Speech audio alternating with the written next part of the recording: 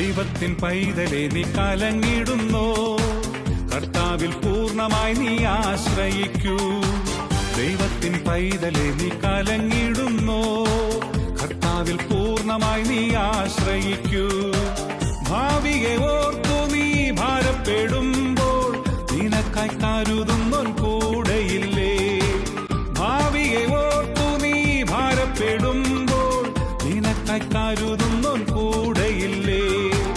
യഹോവ ശാലോം സമാധാനം നൽകും. യഹോവ ഈരേ കരുതിടും നിന്നെ.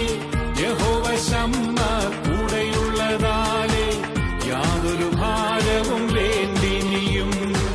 യഹോവ ശാലോം സമാധാനം നൽകും. യഹോവ ഈരേ കരുതിടും നിന്നെ. യഹോവ ശമ്മ കൂടെയുള്ളതാലേ യാതൊരു ഭാരവും വേണ്ടിനിയും. ഞാൻ പറഞ്ഞു, ഞാൻ വളരെ സാധാരണ കുടുംബത്തിൽ നിന്നാണ് വന്നത്. പഠിക്കാൻ പോകുന്ന സമയത്ത് എന്നെ സഹായിച്ചത് കോഴിക്കോട് ജില്ലയിലുള്ള അനേകം പ്രയർ ഗ്രൂപ്പുകളും അനേകം വ്യക്തികളുമാണ്. പല പ്രയർ ഗ്രൂപ്പുകളിലും എനിക്ക് വേണ്ടി എൻ്റെ സഹോദരന്മാരും പഠിക്കാനായി പിരിവിട്ടു. കാരണം 3500 രൂപയാണ് ഒരു മാസത്തെ ഫീസ്. കാർഷിക കുടുംബത്തിലെ അംഗത്തിന് 3500 രൂപ എടുക്കാൻ എല്ലാ മാസവും എടുക്കാൻ സാധിക്കില്ല. അതുകൊണ്ട് പലരുടെയും സഹായത്താൽ ഞാൻ പഠിക്കുന്ന സമയത്ത് എറണാകുളത്ത് ഞാനൊരു ഷോപ്പിൽ ജോലി ചെയ്തു. 500 രൂപ വരുമാനത്തിൽ ജോലി ചെയ്തു. പഠിത്തം കഴിയുന്നതിൻ്റെ തൊട്ട് തലേമാസം ആദ്യത്തെ ക്യാമ്പസ് പ്ലേസ്മെൻറ്റിലൂടെ എനിക്ക് ജോലി കിട്ടി 3500 രൂപ ശമ്പളത്തിൽ. അതിനുശേഷം 2 വർഷം ജോലി ചെയ്തു. പിന്നീട് കുറച്ചും കൂടെ സാധാരണ ആളുകൾക്കെല്ലാം തോന്നുന്നത് പോലെ കുറച്ചുകൂടെ മെച്ചപ്പെട്ട കാര്യത്തിന് വേണ്ടി ബിസിനസ് ചെയ്യാൻ ആരംഭിച്ചു. എറണാകുളത്ത് ബിസിനസ് തുടങ്ങി. 4 വർഷം കൊണ്ട് ബിസിനസ് 8 നിലയിൽ പൊട്ടി. 9 ലക്ഷം രൂപ കടമായി. മുന്നോട്ട് പോകാൻ വകുപ്പില്ലാതായി. അതിനൊരിക്കലും ഞാൻ വിവാഹം കഴിഞ്ഞു. ആദ്യത്തെ വർഷം തന്നെ ഒരു കുഞ്ഞുണ്ടായി. 9 ലക്ഷം രൂപ കടബാധ്യതയുമായി നീങ്ങുന്ന ഞാൻ ദൈവസന്നിധിയിൽ നിന്ന് ചോദിച്ചു, ദൈവമേ എന്തുകൊണ്ട്? 91 മുതൽ എൻ്റെ ജീവിതത്തിൽ യേശുവെന്ന രക്ഷകന് വേണ്ടി മാത്രം ഞാൻ പ്രവർത്തിക്കുമ്പോൾ എന്തുകൊണ്ട് ഈ സഹനം ഞാൻ അനുവദിക്കേണ്ടതുള്ളതാണോ? എൻ്റെ വീട്ടിലെ നാട്ടുകാരുടെ മുമ്പിൽ, കൂട്ടുകാരുടെ മുമ്പിൽ അപഹാസ്യനായി, പരിത്യക്തനായി, ആരും സഹായിക്കാനല്ലാതെ രാത്രി ഒറ്റയ്ക്കിരുന്ന് കരഞ്ഞ നാളുകൾ. ആരുമില്ല സഹായിക്കാൻ. ഞാനിപ്പോൾ എറണാകുളത്താണ് താമസിക്കുന്നത്. അവിടെ ആരും പരിചയക്കാർ പോലും ഇല്ല. ആരുമില്ല സഹായിക്കാൻ. ദൈവം എന്തുകൊണ്ടിത്? എൻ്റെ സഹോദരങ്ങളെ, അപ്പോൾ ദൈവം എന്നോട് കൃത്യമായും വ്യക്തമായും ദൈവം സംസാരിച്ചു, നീ സ്നേഹിക്കുന്നത് നിന്നെ തന്നെയാണ്, എന്നെയല്ല. പക്ഷെ എങ്ങനെയാണ്? പക്ഷെ പറഞ്ഞു, യോഹന്നാന്റെ സുവിശേഷം 14:23, എന്നെ രക്ഷകനായ നാഥനായി സ്നേഹിക്കുന്നവൻ എൻ്റെ കൽപ്പന പാലിക്കണം. എന്നുവെച്ചാൽ എല്ലാം ഞാൻ പാലിക്കുന്നുണ്ടല്ലോ കർത്താവേ, ഏതാ കൽപ്പനയെ പാലിക്കാത്ത? എനിക്കൊരു അത്ഭുതമായി.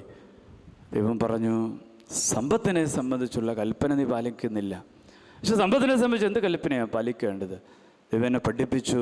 2 പ്രധാനപ്പെട്ട കൽപ്പനകൾ സമ്പത്തിനെ സംബന്ധിച്ചുണ്ട്.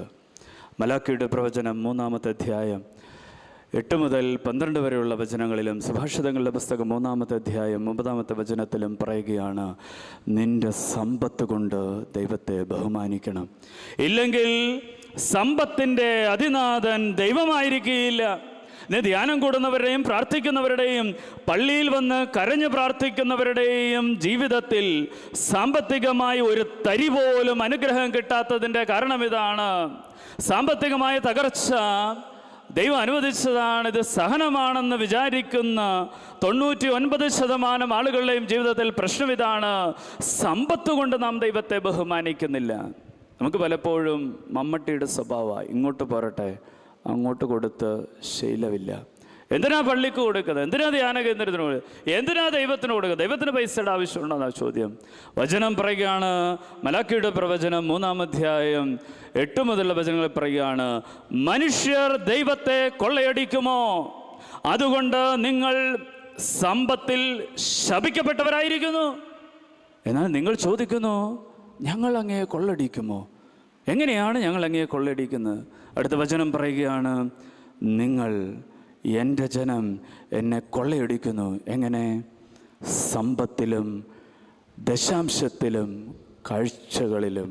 എൻ്റെ സഹോദരങ്ങളെ, ദൈവം പറയുകയാണ്, നിങ്ങൾ കൊള്ളയടിക്കുന്നത് 2 മേഖലയിലാണ്, ദശാംശങ്ങളിലും കാഴ്ചകളിലും. ഇങ്ങനെ കൊള്ളയടിക്കുന്നവരെല്ലാം ദൈവത്താൽ സാമ്പത്തിക മേഖലയിൽ ശപിക്കപ്പെട്ട അവസ്ഥയിൽ ദൈവകൃപയില്ലാത്തവരെ പോലെ ജീവിക്കുന്നു. കാരണം യാക്കോബ് 2:10 പറയുന്നു, എല്ലാ നിയമവും അനുസരിച്ചിട്ട് ഒരു നിയമം അനുസരിക്കാത്തവൻ എല്ലാ നിയമങ്ങളും അനുസരിക്കാത്തവനെ പോലെയാണ്. ഞാൻ ആലോചിച്ചപ്പോൾ ശരിയാ. ഞാൻ ധ്യാനം കൂടി, വർഷങ്ങൾക്ക് ശേഷം ജോലി കിട്ടി, ബിസിനസ് തുടങ്ങി, നല്ല രീതിയിൽ ബിസിനസ് ഉണ്ടായിരുന്നു, അനേകം കാലഘട്ടം ഉണ്ടായി. അന്നൊന്നും ദശാംശം കൊടുത്തില്ല. കാരണം എൻ്റെ അവസ്ഥ അങ്ങനെയാണ്, ഒന്നുമില്ലാത്തത് അവിടുന്ന് വരുന്നു, പിന്നെ കൊടുക്കണത് ചോദിച്ചപ്പോഴത്തേക്കും കടമായി. ദൈവം പറഞ്ഞു, നീ എന്നെ സ്നേഹിക്കുന്നുവെങ്കിൽ എൻ്റെ വചനം പാലിക്കണം. അവിടെ ദൈവം പറഞ്ഞത് യെശയ്യാ 29:13, ഈ ജനം അധരം കൊണ്ട് സ്തുതിക്കാനും പ്രാർത്ഥിക്കാനും എളുപ്പമുള്ള കാര്യ സഹോദരങ്ങളെ, യാതൊരു കുഴപ്പമില്ല. എത്ര നേരം ഉച്ചത്തിൽ സ്തുതിക്കാൻ തയ്യാറാ. കൊടുത്തു തുടങ്ങാൻ, വ്യയം ചെയ്യാൻ ഇത്തിരി ബുദ്ധിമുട്ടാണ്. കർത്താവിനോട് ഞാൻ പറഞ്ഞു, കർത്താവേ, 9 ലക്ഷം രൂപ കടം, ജീവിക്കാൻ വകുപ്പില്ല. അതെൻ്റെ ഭാര്യ ജോലിക്ക് പോകുന്ന 2750 രൂപയാണ് എൻ്റെ വരുമാനം. 9 ലക്ഷം രൂപ കടം. നാട്ടുകാർക്ക്, വീട്ടുകാർക്ക്, പലിശക്കാർക്ക്, ഇവർക്കെല്ലാം പലിശ കൊടുക്കാനുണ്ട്. ബാങ്കുകളിൽ കടം, സ്വർണ്ണപ്പണി എല്ലാം കടത്തില്ല. 2050 രൂപ ഞാൻ വാടക കൊടുക്കണം. 2750 രൂപ വരുമാനത്തിൽ എൻ്റെ സഹോദരൻ ആലോചിച്ച് 700 രൂപ കൊണ്ട് ഞാൻ, എൻ്റെ ഭാര്യ, എൻ്റെ കുഞ്ഞ്, എൻ്റെ അമ്മ വാടക വീട്ടിൽ എന്തിന് ദശാംശം കൊടുക്കണം? ദൈവം പറഞ്ഞു, നീ എന്നെ സ്നേഹിക്കുന്നുവോ? പറഞ്ഞനുസരിക്കുക. ശരി. എൻ്റെ സഹോദരങ്ങളെ, അന്ന് ഞാൻ അനുസരിക്കാൻ തുടങ്ങി. അന്വേഷിച്ചിട്ടും പൈസ ഇല്ല എവിടെയും. അവസാനം ഞാൻ കണ്ടുപിടിച്ചു, എൻ്റെ ഭാര്യയുടെ അക്കൗണ്ടിൽ 1000 രൂപ അക്കൗണ്ട് തുടങ്ങാനായിട്ട് അപ്പൻ സമ്മാനമായിട്ട് കൊടുത്തിട്ടുണ്ടായിരുന്നു. ഭർത്താക്കന്മാർ അങ്ങനെയാണല്ലോ, പൈസ എവിടെ ഉണ്ടെങ്കിലും ദുർത്തടിക്കാനും പലതിനും വേണ്ടി കണ്ടുപിടിക്കും. ഭാര്യമാർ എവിടെയൊക്കെ ഒളിപ്പിച്ച് വെച്ചാലും നമ്മൾ കണ്ടുപിടിക്കും. നമ്മളൊരു കഴിവാണ്. അങ്ങനെ ഞാൻ കണ്ടുപിടിച്ചു. ഭാര്യയുടെ സമ്മതത്തോടു കൂടി തന്നെ ആദ്യമായിട്ടും അവസാനമായിട്ടും അവളൊരു ചെക്ക് ലീഫിൽ ഒപ്പിട്ടു. 1000 രൂപ എഴുതി, ചെക്ക് എഴുതിയിട്ട് കൊണ്ട് പ്രയർ ഗ്രൂപ്പ് ലീഡറെ ഏൽപ്പിച്ചിട്ട് പറഞ്ഞു, എൻ്റെ ബ്രദറെ, അടുത്ത 3 മാസത്തേക്കുള്ള ദശാംശം. കാരണം പള്ളി കുർബാന കഴിഞ്ഞ് നമ്മൾ പറയുമല്ലോ, എന്താ പറയണത്, ഇനി വരുമില്ലെന്ന് അറിഞ്ഞുകൂടാ, അതുകൊണ്ട് ഉള്ളത് ഇത്ര ഉള്ളൂ. ഇനി അടുത്ത പ്രാവശ്യം ഉണ്ടാവുമെന്ന് എനിക്കറിയത്തില്ല. പഞ്ഞമാണ്, പട്ടിണിയാണ്, പക്ഷെ ദൈവത്തിൻ്റെ വചനം അനുസരിക്കണം. അതുകൊണ്ട് ഞാൻ 3 മാസത്തെ ദശാംശം എഴുതി, 1000 രൂപ എഴുതി പ്രയർ ഗ്രൂപ്പ് ലീഡറെ ഏൽപ്പിച്ചു. എൻ്റെ സഹോദരങ്ങളെ, വചനം അനുസരിക്കുമ്പോൾ നിന്റെ ശത്രു പോലും നിനക്കിണങ്ങിക്കഴിയും. വചനം പറയുകയാണ്. അത്ഭുതം സംഭവിക്കാൻ തുടങ്ങി. തൊട്ട് 2-ാമത്തെ മാസം, 3 മാസം തികഞ്ഞില്ല, 2-ാമത്തെ മാസം എനിക്ക് ആദ്യമായി വേറൊരു കമ്പനിയിൽ ജോലി കിട്ടി, 15,000 രൂപ ശമ്പളത്തിൽ.